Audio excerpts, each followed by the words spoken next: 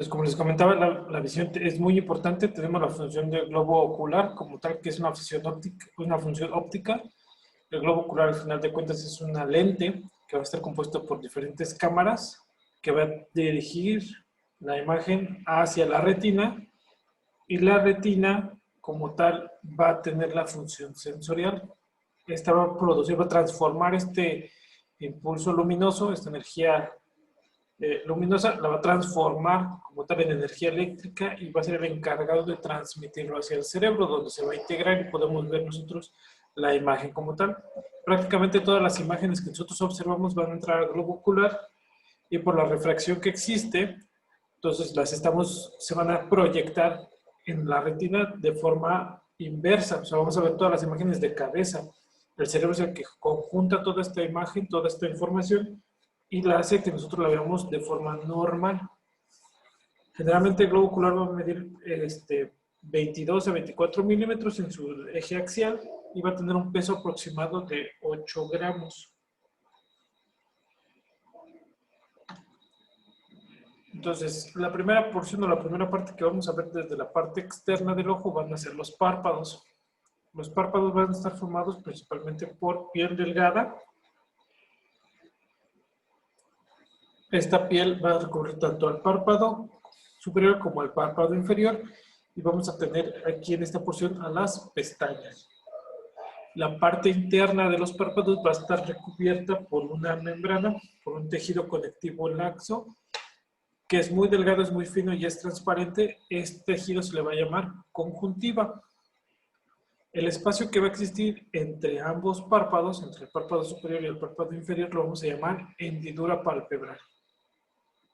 El músculo que se va a encargar del cierre de los párpados, como ya habíamos visto, va a ser el nervio facial a través del músculo orbicular. Recuerden que el músculo orbicular va a tener dos componentes: su porción palpebral y su porción orbitaria. Y la apertura como tal del párpado va a estar dada por el músculo elevador del párpado, que es un músculo que también se va a encontrar dentro de la cavidad orbitaria, y este va a estar inervado por el tercer par. Tanto el párpado superior como el párpado inferior vamos a ver que se van a estar uniendo en su canto medial a partir de los cantos. Este sería el canto interno y este sería el canto externo. ¿Ok? Que también lo podemos decir como canto medial, que sería este, y canto lateral. ¿Ok? En la región palpebral, en la región de la órbita, en la parte externa, vamos a ver que va a haber diferentes regiones anatómicas que podemos dividir de forma gruesa. La primera de ellas va a ser esta región, justamente donde está el ángulo del párpado, todo el párpado inferior hasta el borde interno, toda esta región que va a estar en la parte inferior, más o menos por el reborde de la órbita. Toda esta región la vamos a llamar región palpebral inferior.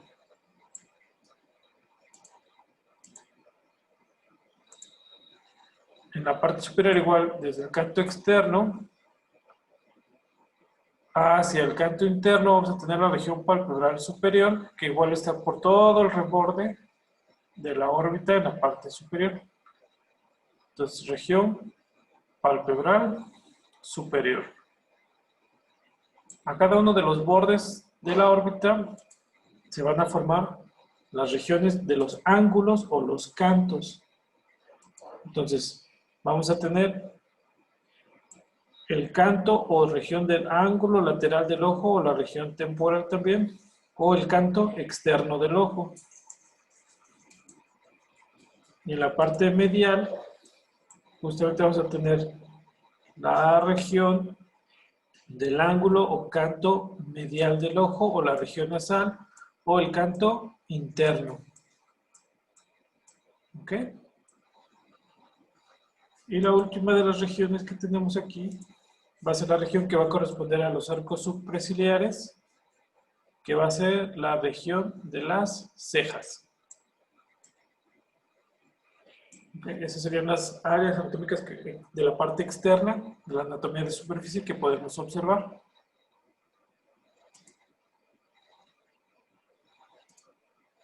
Entonces, una vez que tenemos el párpado cerrado, vamos a ver que en estas regiones tenemos la ceja,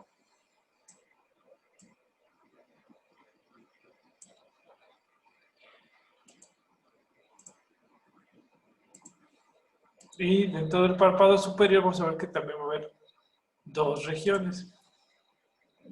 La región del párpado como tal, que es la que se va a mover, que es la porción tarsal, y vamos a tener otra región que va a estar fija a la órbita, que va a ser la región supratarsal. La porción tarsal es la que se va a estar moviendo, el tarso, y este lo va a mover el músculo elevador del párpado superior. ¿Ok? Aquí tenemos el ángulo lateral del ojo, que es la comisura lateral y la comisura medial. Y el párpado inferior. El párpado inferior prácticamente va a corresponder a toda esta región hasta la órbita.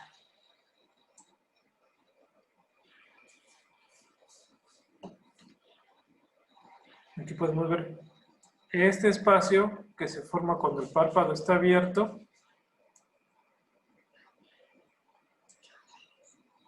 Este va a ser la hendidura palpebral. Este espacio que se forma de aquí hasta acá. Esta es la hendidura palpebral, es la abertura del párpado. ¿Ok? Tenemos aquí el rafé lateral. Dentro del canto interno, en el ángulo interno del ojo, vamos a ver dos estructuras. Uno va a ser un repliegue de mucosa, que se va a llamar repliegue semilunar.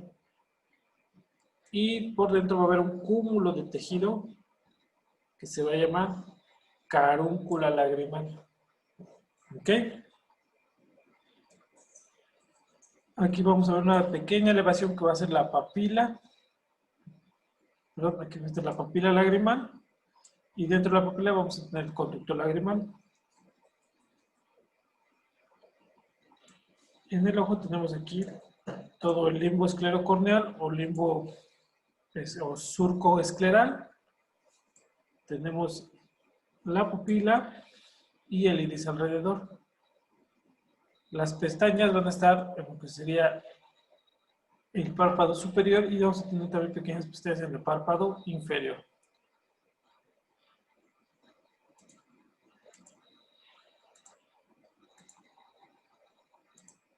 Si nosotros nos fijamos aquí en el párpado inferior, vamos a tener dos pequeñas líneas. Una por aquí adelante, que va a ser el limbo palpebral anterior, y otra por detrás, que va a ser el limbo palpebral posterior. En el párpado superior también vamos a tener un limbo palpebral anterior y un limbo palpebral posterior, pero del párpado superior. Aquí lo vamos a ver un poquito más claro. Este es el ojo viendo hacia arriba. Traccionamos el párpado superior. Otra vez, este es el canto interno o la región nasal. Aquí vamos a ver cómo está este cúmulo de tejido que es la carúncula. Y por delante tenemos el pliegue semilunar. ¿Ok?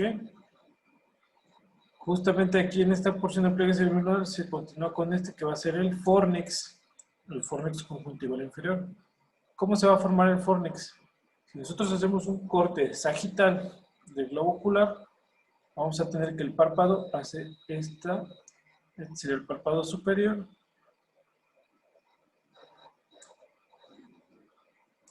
Y aquí tendríamos el párpado inferior. Dentro del párpado superior e inferior, pues obviamente dentro va a estar el globo ocular.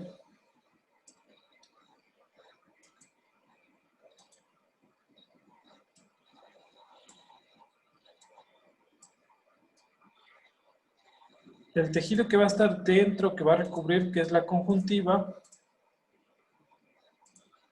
es este. Entonces la conjuntiva va a empezar justamente aquí, lo que sería el limbo palpebral posterior, va a entrar y va a cubrir toda la parte interna del párpado superior, que se va a llamar conjuntiva palpebral.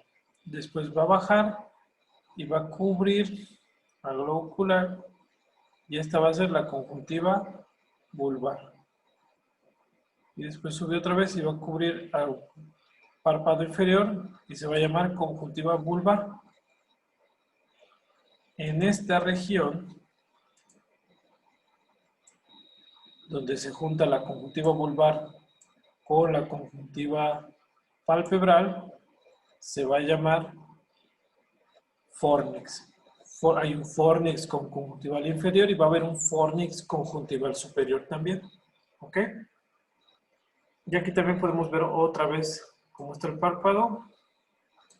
Y vamos a tener el limbo palpebral anterior y el limbo palpebral posterior. Aquí se ve el punto lagrimal y la papila lagrimal. ¿Ok? Si nosotros traccionamos el párpado superior, volvemos a ver aquí el limbo palpebral posterior del párpado superior y el limbo palpebral anterior. Tenemos el repliegue semilunar, la carúncula, y aquí vamos a tener el pompo lagrimal inferior.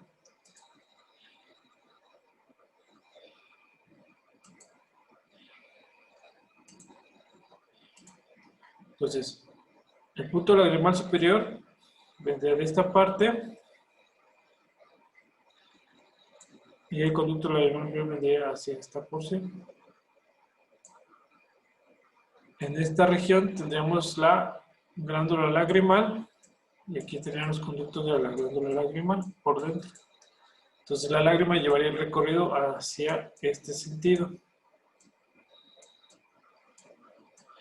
¿Ok?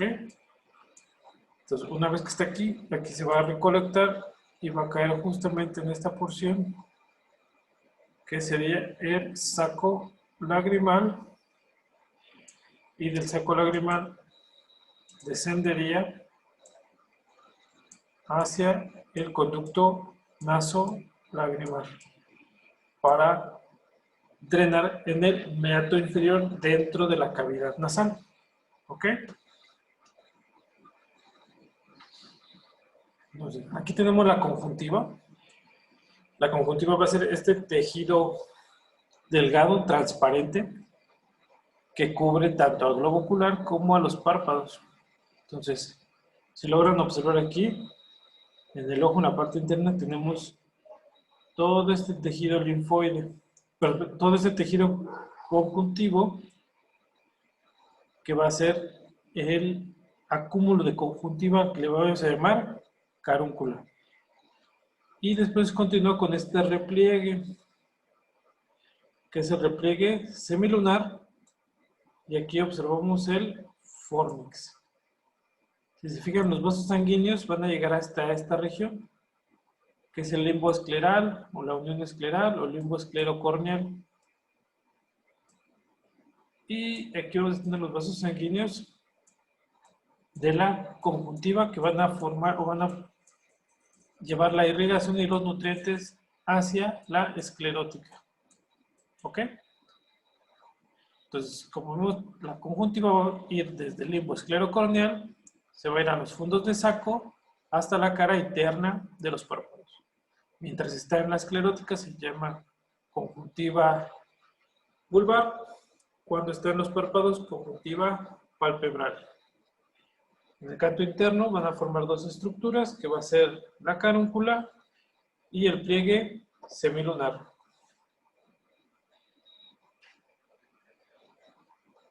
Disculpe, doctor. Sí, dígame. ¿Qué dijo que era la carúncula? La carúncula es el acúmulo de tejido conjuntivo, o sea, de toda esta telita que se forma, que es el tejido, que es la conjuntiva, se junta como tal en el canto interno. Es solo tejido conectivo. Ok. ¿Y el fornix dijo que es donde se junta la conjuntiva vulvar y cuál? Ajá, la conjuntiva vulvar con la conjuntiva palpebral. Gracias. Y acuérdense, va a haber un fornix inferior y un fornix superior. ¿Ok?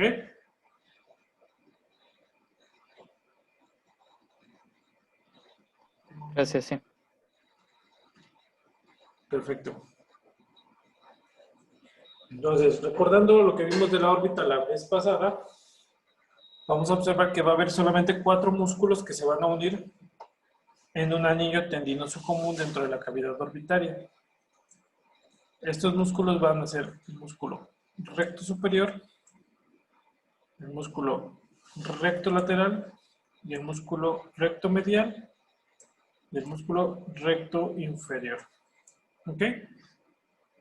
Si ubican cómo es la toma, aquí estamos dentro de la cavidad orbital en la parte posterior. ¿Qué hueso es este que estoy señalando? Todo este hueso. ¿Alguien sabe? Maxilar. Es el hueso maxilar, ese es el piso de la órbita. ¿Ok? Este otro hueso que voy a marcar, este que está acá,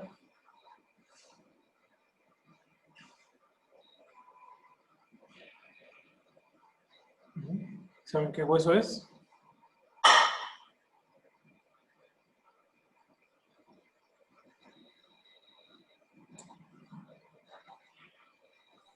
¿Alguien? Cigomático. No, no es el cigomático. Acuérdense que estamos dentro de la órbita. ¿Esfenoides? Es las alas mayores Sí, del esfenoides. esfenoides. No, las alas mayores del esfenoides. El hueso cigomático sería ese que está por acá. ¿Ok?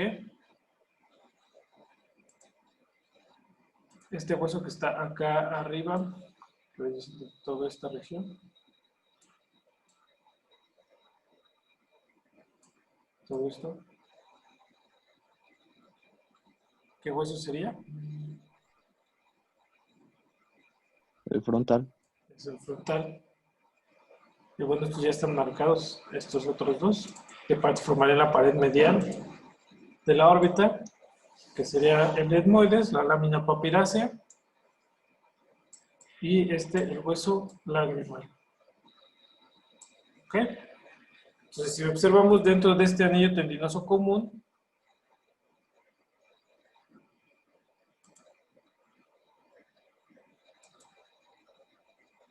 tenemos el conducto óptico por donde va a pasar el nervio óptico. ¿Y qué otra estructura pasa dentro del conducto óptico? Los que hicieron su tarea.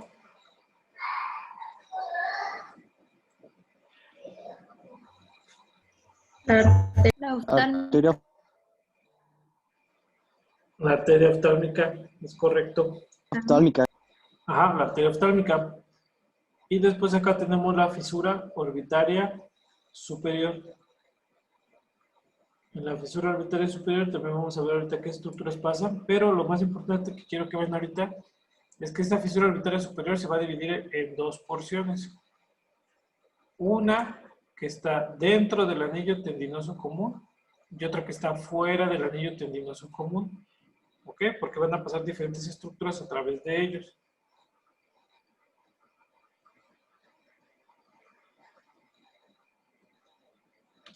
Entonces, aquí tenemos, esta es la misma imagen que la anterior, pero aquí tendremos el anillo tendinoso común.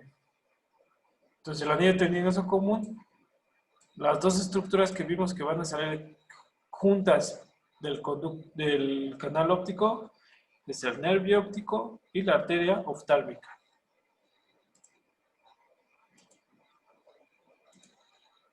Después, en esta región, que es la región interna e inferior, las estructuras que van a pasar dentro del canal, dentro del anillo tendinoso común, va a ser el nervio oculomotor, sus dos ramas, la rama superior y la rama inferior, el nervio abducens, que es el sexto par craneal, y el nervio nasociliar, que es rama del trigémino, de la rama oftálmica. ¿Ok? Entonces aquí tenemos nervio oculomotor, rama superior, rama inferior, nervio abducens. El nervio abducens, ¿a qué músculo va a inervar?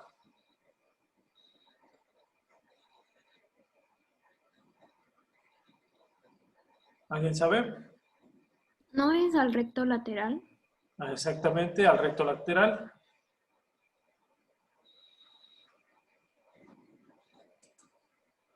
Y después tenemos estos componentes que van a estar dentro de la fisura orbitaria superior, pero no están dentro del anillo tendinoso común. El primero de ellos va a ser el nervio troclear. ¿El nervio troclear a qué músculo va a estar inervando?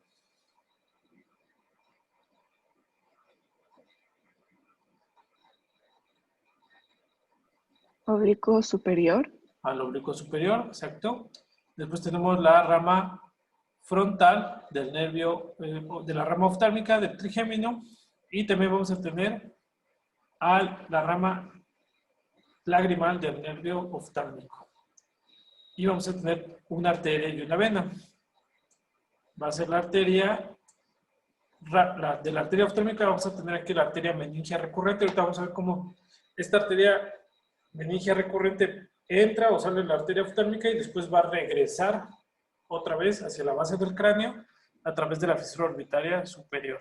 Pues esta arteria no está saliendo de la base del cráneo, al contrario, de la órbita va a penetrar y va a entrar hacia la base del cráneo. Y la otra es la vena oftálmica superior, que va a drenar la parte superior de la órbita. ¿Ok? Y vamos a tener otra arteria que va a drenar también la órbita, que va a ser la arteria oftálmica inferior, pero la arteria oftálmica inferior va a discurrir o se va a ir hacia la fisura orbitaria inferior. ¿Quiénes forman la fisura orbitaria inferior?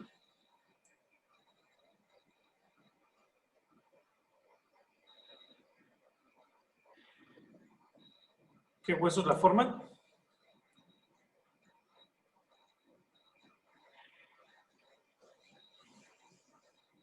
El esfenoides y el maxilar, ¿no? El Bueno, el esfenoide y ala el mayor del esfenoides. el ala mayor de los esfenoides y el maxilar. Ellos dos van a formar El la maxilar. fisura orbitaria inferior. ¿Ok? Muy bien. Entonces aquí vamos a tener las arterias que van a estar irrigando toda la cavidad orbitaria. ¿Ok? Entonces, toda esta región va a ser la división de la fosa craneal anterior y la fosa craneal media. Tenemos aquí, estos, ¿cómo se van a llamar? Estas estructuras óseas, ¿cuáles son?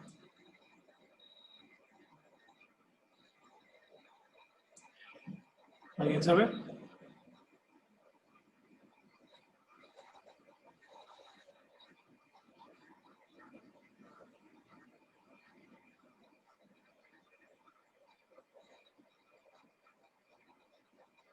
¿No? ¿Nadie? Doctor, Es que se le trabó mucho y no lo escuchamos desde que empezó, o sea, esta parte. Ah, estas estructuras que puse en azul, ¿saben cómo se llaman?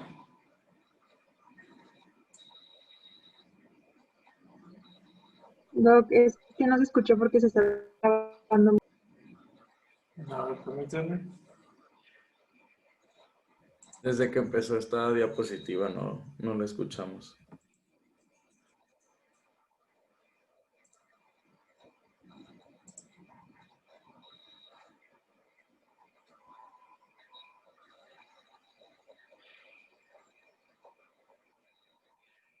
A ver, ¿ya me escuchan mejor?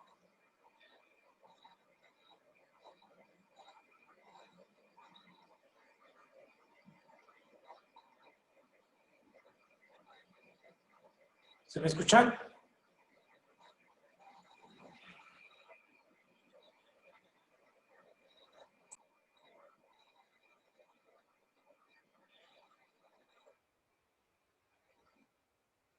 Ok, entonces como les comentaba, aquí tenemos estas estructuras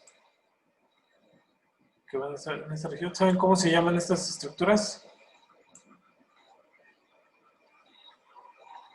Que forman parte del hueso esfenoides. Procesos clinicoides o algo así. Apófisis clinoides Apófisis anteriores. clinoides. Ajá, son las apófisis clinoides. Por debajo aquí vamos a encontrar a la arteria carótida interna. La carótida interna, ¿por qué orificio va a entrar? Por el conducto carotidio, ¿no? Por el conducto carotidio. Entra al conducto carotidio y se va acá por un surco que se llama surco carotidio, que es del hueso esfenoides. Toda esta parte va a estar recubierta por una estructura que se llama seno cavernoso. El seno cavernoso va a estar rodeado de sangre venosa. Entra aquí la arteria carótida y va a dar una rama, que va a ser la rama oftálmica. ¿Ok? Entonces, la arteria oftálmica va a salir de la arteria carótida interna y se va a ir y se va a dirigir hacia el conducto óptico, junto con el nervio óptico. Después de eso, ¿qué va a pasar? Va a dar una pequeña rama que va a penetrar el nervio óptico y se va a ir por dentro del nervio óptico. Y esta arteria se va a llamar arteria central de la retina. Esta arteria central de la retina se va a ir y va a dar ramas justamente a toda la parte de la retina. Ahorita más adelante vamos a ver cómo está la irrigación de todo el globo ocular. Y va a dar toda la irrigación a la retina. También la arteria oftálmica va a dar otras ramas. Como les comentaba, va a estar la arteria meningia recurrente, que esta también sale de la arteria oftálmica y va a regresar a través de la fisura orbitaria superior para irrigar a las meninges en la base del cráneo. Entonces vean cómo esta arteria regresa a la base del cráneo. Sale la oftálmica y da esta rama meningia recurrente que regresa a la base del cráneo a través de la fisura orbitaria superior. Después de la arteria oftálmica vamos a tener toda esta rama que se va a dirigir hacia la glándula lagrimal. Y va a ser la arteria lagrimal. Y de aquí van a salir arterias que son las arterias ciliares posteriores cortas. ¿Ok? Y después también tenemos de la oftálmica las arterias ciliares posteriores largas. Si se fijan, todas esas arterias ciliares posteriores, largas y cortas, se dirigen hacia el globo ocular en la parte posterior. Entonces, si yo les pregunto qué arterias son las que... ¿Cómo, perdón? Todo esto es a través de la fisura orbitaria superior. No, todas estas es a través de la arteria oftálmica que está saliendo a través del conducto óptico. Ok. O sea, la única arteria que está regresando a través de la fisura orbitaria superior es la arteria meningia recurrente. ¿Ok? Ahorita vamos a ver que las arterias ciliares posteriores cortas y largas y las arterias ciliares anteriores son las que van a dar la irrigación al globo ocular. Ahorita las vamos a revisar. Después de esta arteria oftálmica se continúa y va a dar su rama, que es la arteria supratroclear, y de la arteria supratroclear va a dar la arteria dorsal de la nariz. Y también vamos a tener su rama supraorbitaria, que va a salir a través del orificio supraorbitario. De la arteria oftálmica como tal también van a salir las arterias etmoidales posteriores y la arteria etmoidal anterior, que si recuerdan, entran por los conductos etmoidales anteriores y posteriores, ¿vale? Hacia el hueso esfenoides y de ahí hacia la cavidad nasal. ¿Ok? ¿Dudas, preguntas hasta aquí?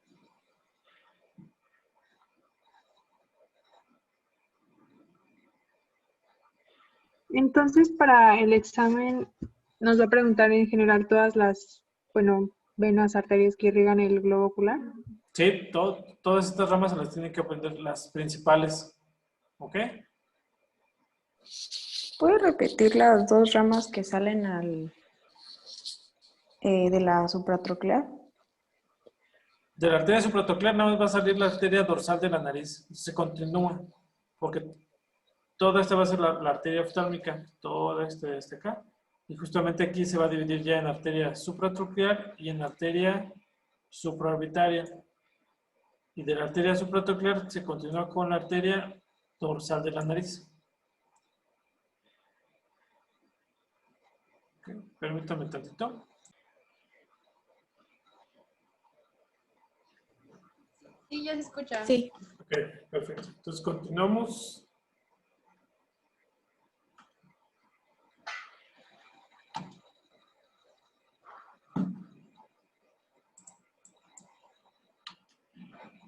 Ahora vamos a ir con el drenaje venoso de la cavidad orbitaria. Dentro del drenaje venoso dijimos que eran dos venas principales. La primera de estas venas va a ser la vena oftálmica superior. Esta vena oftálmica superior, si recuerdan, dijimos que va a drenar, o va a ir a drenar toda la sangre de esta cavidad orbitaria a través de la fisura orbitaria superior y va a llegar justamente a drenar aquí al seno cavernoso. Después tenemos la vena oftálmica inferior.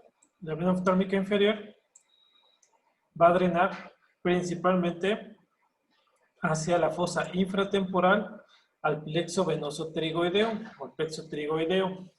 Entonces, la parte superior de la órbita, si vemos aquí vamos a tener a la vena supratroclear, a la vena supraorbitaria, a la vena nasofrontal, se comunican con la vena oftálmica superior.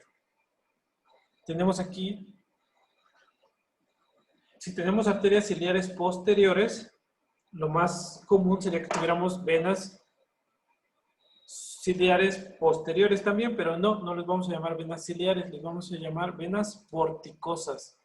Estas venas vorticosas, las que están en la parte superior del globo ocular, van a drenar a la vena oftálmica superior y los que están en la parte inferior van a drenar hacia la vena oftálmica inferior. Entonces, la vena oftálmica inferior, si recuerdan, va a salir hacia la fosa, hacia la fisura orbitaria inferior. Si nosotros hacemos el trayecto de la arteria facial llevaría este sentido, después se formaría una arteria angular y terminaría aquí más o menos. Entonces, la arteria facial sí se va a acompañar de la vena facial y de la vena angular. Entonces, aquí tenemos a la vena facial. La vena facial va a dar ramas que se comunican con la vena oftálmica inferior, sube por el reborde nasal hasta llegar a juntarse con las arterias supraorbitarias y la supratronclear, y también va a llevar sangre que va a drenar hacia la vena oftálmica superior. ¿Ok? Aquí tenemos la vena infraorbitaria que va a salir por el orificio infraorbitario hacia el canal infraorbitario para comunicarse también con la vena oftálmica inferior. Entonces, se fijan, si se llegara a tapar o a trombosar el seno cavernoso, lo único que pasaría es que la sangre venosa, en vez de drenar hacia esta porción a través de la vena oftálmica superior, la vena oftálmica superior, que también se comunica con la vena oftálmica inferior, todo el drenaje de la cavidad orbitaria se iría hacia el plexo venoso pterigoideo. Y al contrario, si hubiera alguna obstrucción en el plexo venoso pterigoideo a nivel de la fisura orbitaria inferior, entonces toda la sangre de la cavidad orbitaria drenaría hacia el seno cavernoso. ¿Ok? Muy bien. ¿Dudas del drenaje venoso hasta ahorita? Yo. Sí. ¿El seno cavernoso pasa por el surco carotídeo? Sí, el seno cavernoso está envolviendo a toda esta parte que sería la carótida y algunos pares craneales. ¿Vale? Está prácticamente hacia los lados de la silla turca. Ok. Entonces, esta es una visión de la órbita vista desde la parte superior. Quitamos el techo de la órbita como tal, que sería el piso del hueso frontal. Y aquí vamos a ver las diferentes estructuras. Entonces, la primera de ellas va a ser el nervio óptico junto con la arteria oftálmica y van a pasar a través del conducto óptico. Eso ya se lo deben de saber. El segundo va a ser esta porción. ¿Esta qué rama es?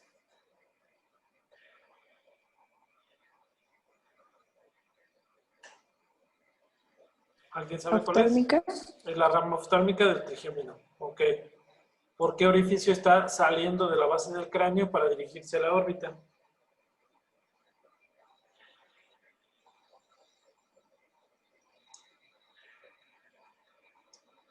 ¿A través de La qué fisura orificio? orbitaria superior. La fisura orbitaria superior. Ok, y aquí va a dar sus ramas. Que va a ser su rama lagrimal hacia la glándula lagrimal. Después va a dar su tronco un poquito más grueso, que sería el nervio supraorbitario. Generalmente el nervio supraorbitario va a dar dos ramas, una lateral y una medial. Y después tenemos otra rama que va a ser el nervio supratroclear. ¿Ok? Pues todo este va a ser el nervio, la rama B1 del nervio trigémino. Junto con estas ramas, ¿qué otro nervio dijimos que va a pasar por la fisura orbitaria superior? Que no va a estar envuelto en el tendón conjunto.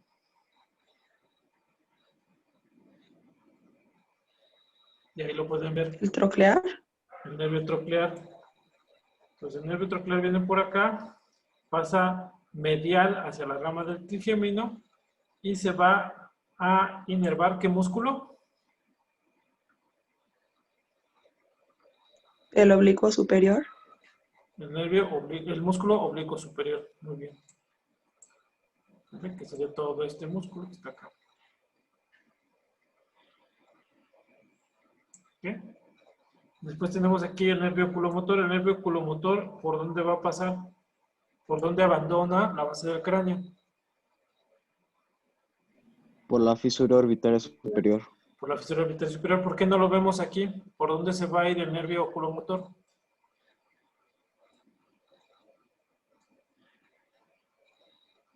Debajo del trigémino. Sí, pero acuérdense que dijimos que va a pasar por dentro del anillo conjunto, del tendón conjunto, ¿sale? Entonces por eso no lo vemos en esta parte superior porque está por dentro. ¿Ok? ¿Qué otro nervio va a ser? ¿Cuál es este?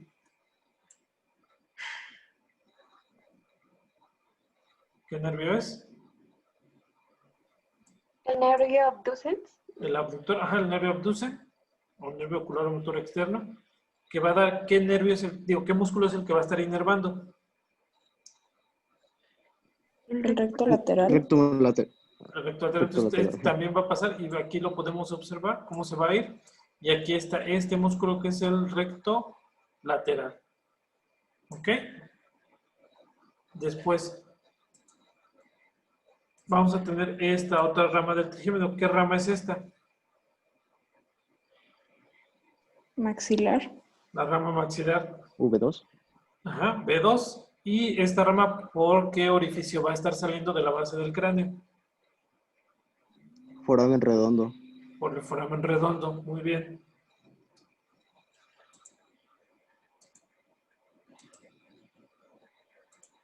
Después tenemos rama, que es la tercera rama del trigémino. ¿Cuál va a ser? La Mandibular. mandibular. La rama mandibular. ¿Y por qué orificio va a salir de la base del cráneo? Por el foramen El oval. oval. Por el foramen oval. Muy bien. Y ya por último, vamos a tener esta que es la arteria meningia media. ¿Vale? Observen cómo la arteria meningia se va por aquí, va a dar sus ramas hacia el frontal, va a dar otra pequeña rama aquí en la base del cráneo y se va a meter por este orificio y aquí va a formar la arteria meningia recurrente, que va a ser una rama de la arteria oftálmica. ¿Ok? Entonces, esta arteria meningia media, ¿por qué orificio va a salir, va a penetrar a la base del cráneo?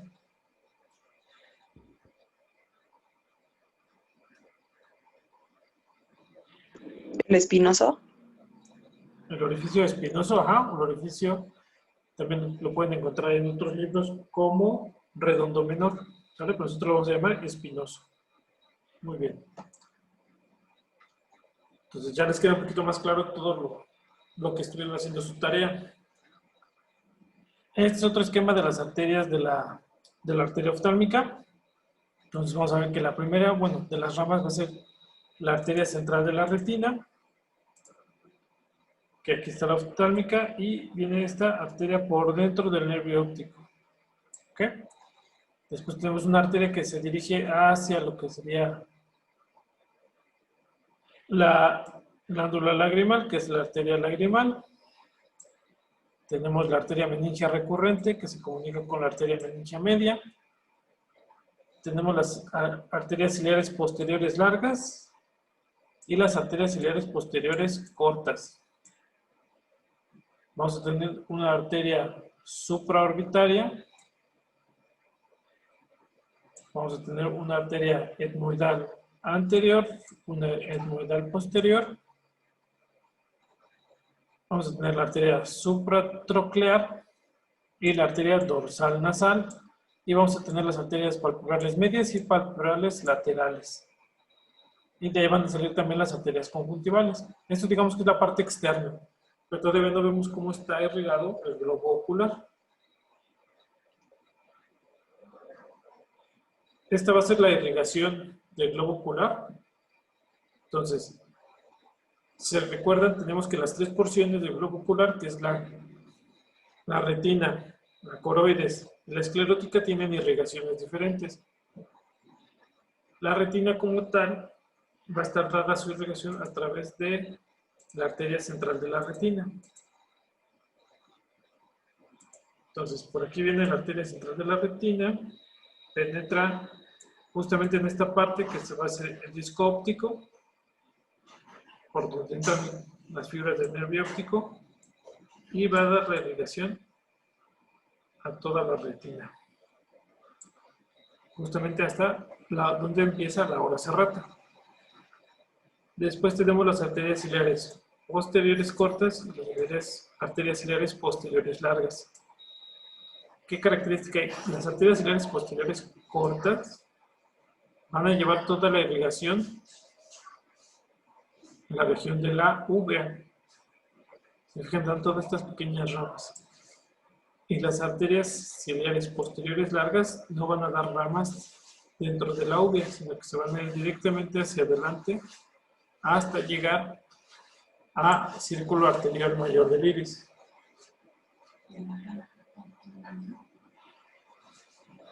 Después tenemos a las arterias ciliares anteriores.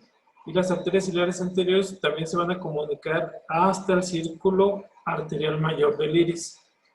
Pero estas van a estar hacia adelante y de ahí van a salir las ramas conjuntivales, las que van a dar la irrigación de la conjuntiva. Entonces, si ustedes observan aquí en esta región, que es el limbo esclerocorneal o limbo esclerótico, donde se conecta la córnea con la esclerótica, hasta ahí van a llegar los vasos sanguíneos. Ya la córnea no va a tener vasos sanguíneos. ¿Ok?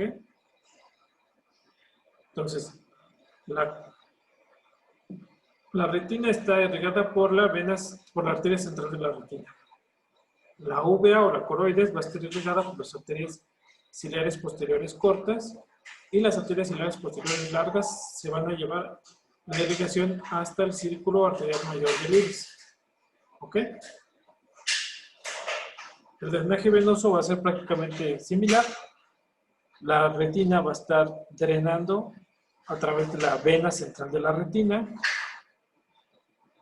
Y aquí no vamos a tener como tal arterias ciliares posteriores, sino vamos a tener unas venas que se van a llamar venas vorticosas. Como están en el vórtice del globo ocular, las vamos a llamar vorticosas.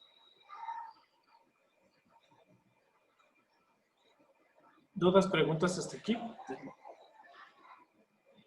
Yo, doctor, ¿qué drenaba, perdone, las venas vorticosas? Las venas vorticosas, la coroides. Si se fijan, el drenaje desde el cuerpo ciliar, el iris, todo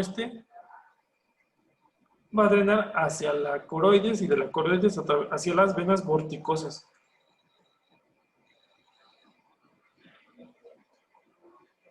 ¿Ok? Correcto, gracias. Muy bien. Y pues esto, bueno, ya lo verán en su clase de neuroanatomía. ¿Mande? ¿Sí? Yo tengo